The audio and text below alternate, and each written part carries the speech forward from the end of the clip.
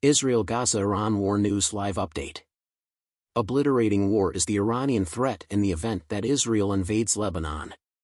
In a post, the Iranian UN mission said that if Israel were to start an offensive over its northern border, all of Iran's proxies would attack. The UN mission of the Islamic Republic of Iran warned Israel in a late Friday post that the Jewish state would face nuclear annihilation if it attacked Lebanon in any significant way.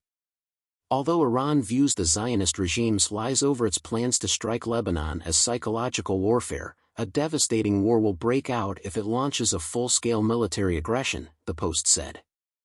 Every possible course of action is being considered, including the complete mobilization of all resistance fronts. American soldiers neutralized 7 Houthi drones in their ground command center.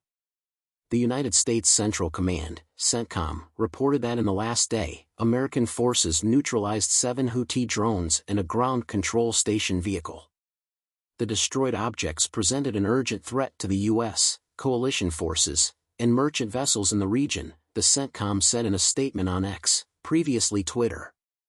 Freedom of navigation and the security of international waters were the primary goals of these measures, the CENTCOM underlined. Since the Israeli-Hamas conflict began on October 7, the pro-Iranian Houthi rebels of Yemen have frequently attacked ships in the Red Sea. The Yemeni group asserts that it is taking these measures in support of the Palestinian cause in the Gaza conflict.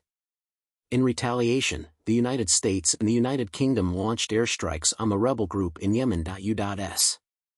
pulls assistance pier out of Gaza, citing whether the United States relocated a makeshift pier it had constructed off the coast of Gaza to facilitate assistance delivery in the Strip, citing severe weather as the cause for the move.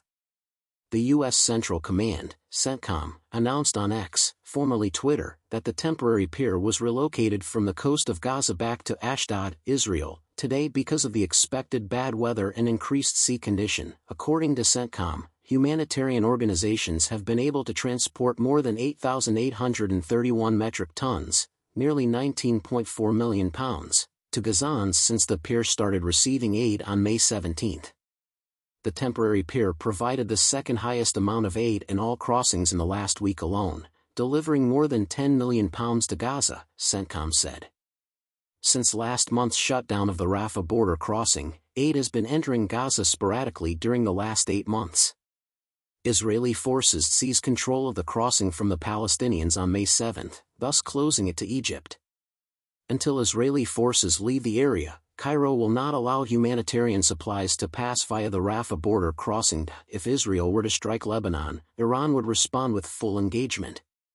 If Israel were to strike Lebanon, Tehran warned, complete involvement of all resistance fronts would result. In a statement shared on X, previously Twitter, the Iranian delegation to the UN in New York stated that all alternatives were on the table. Psychological warfare was how the mission characterized Israeli threats to invade Lebanon. A devastating war will break out if Israel begins full-scale military action, the X post said.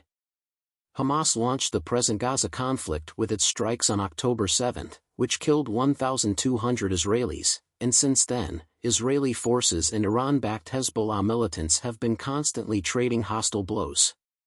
The United States, the European Union, and other states have designated Hamas as a terrorist group.